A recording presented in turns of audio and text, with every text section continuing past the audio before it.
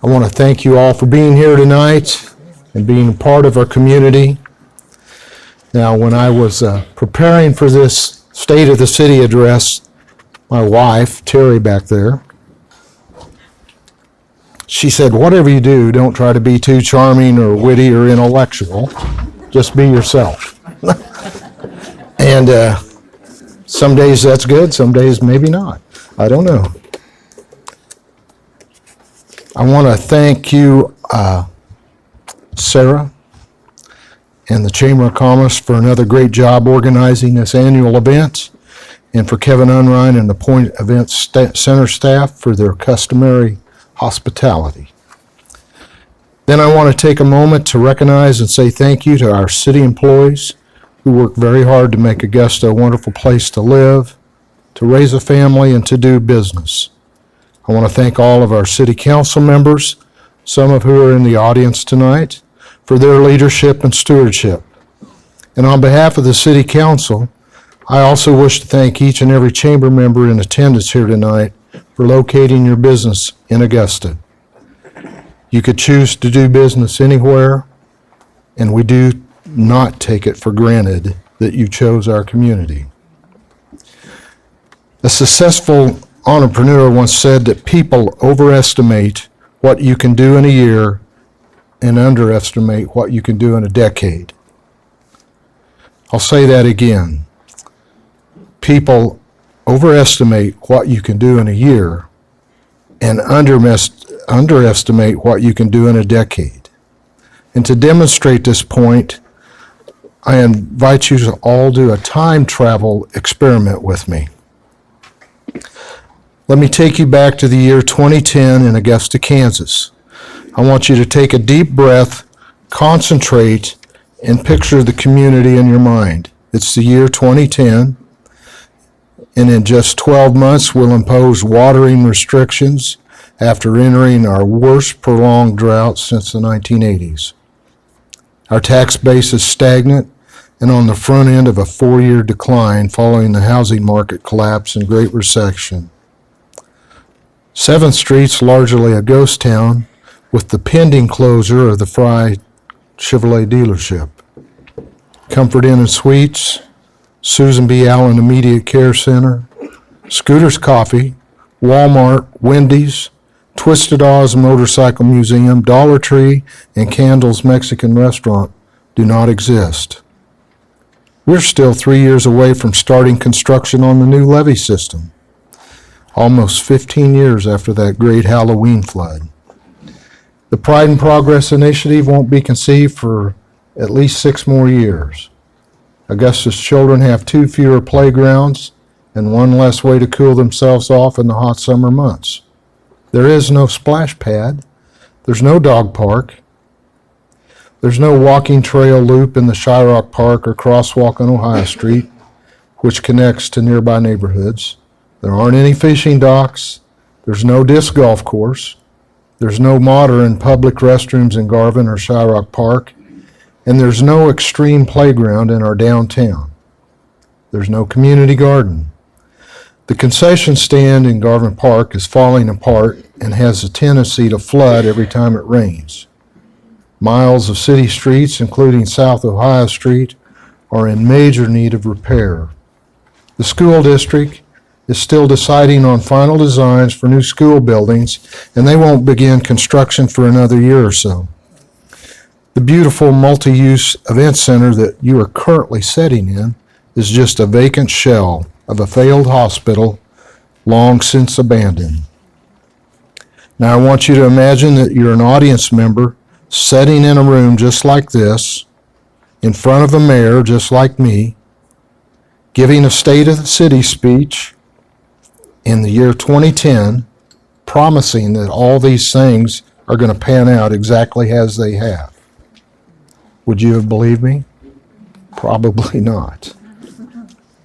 We made such tremendous progress over the past decade, and we should celebrate all of our accomplishments. We have a beautiful community with incredible spirit, and we should be proud of it. I am Augusta proud.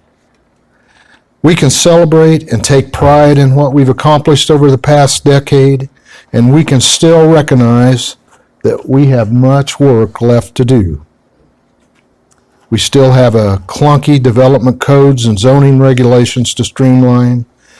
We still have blighted properties in need of rehabilitation.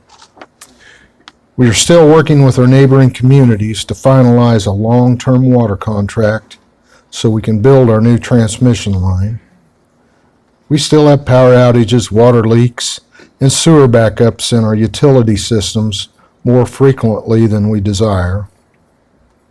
We still have homes and businesses that suffer from the impacts of street flooding during a major rain event. We still have miles of street left to repair. We still have so many opportunities left to improve the quality of life for our residents, visitors, and businesses. Now, this is our landscape for 2020 and the decade that lays ahead of us. So, how do we plan to tackle these challenges?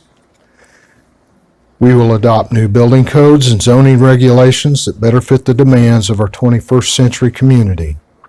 We will implement a new neighborhood revitalization program to enhance tax rebate opportunities, which will strongly encourage redevelopment projects in our downtown. We will utilize expiring utility debt to invest millions of dollars into our pipes and transmission lines to improve the quality and reliability of Augusta's electric, water, and sewer services. We will develop and implement a strategy to generate financial resources to help tackle these needed stormwater projects. We will rehabilitate 3+ miles of roadways, including Ohio Street north of Belmont, Niebler Addition, and Lakewood Estates this next coming year.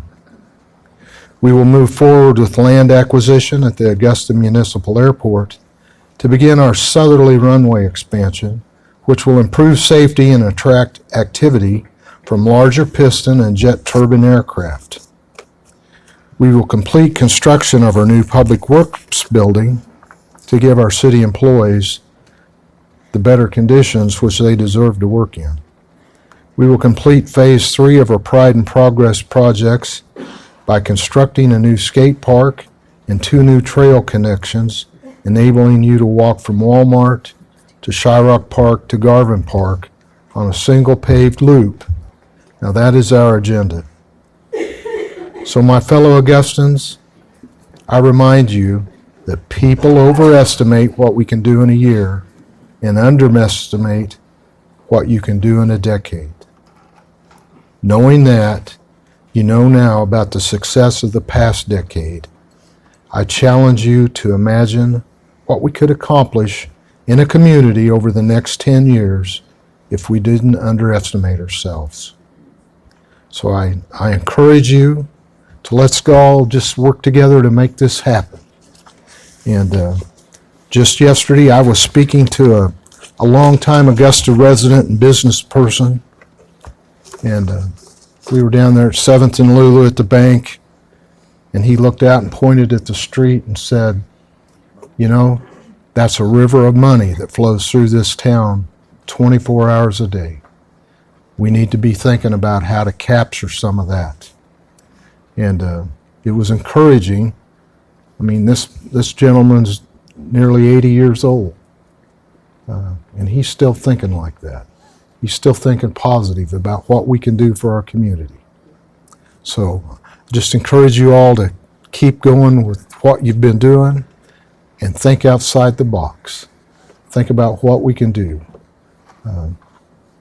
We've got some new businesses hoping to open this year in town, and those will be good, but we need to be thinking about other businesses that we can attract. So I encourage you as chamber members, API members, Downtown Augusta Inc. members, to be thinking of what we can do to capture new businesses and bring them into our community.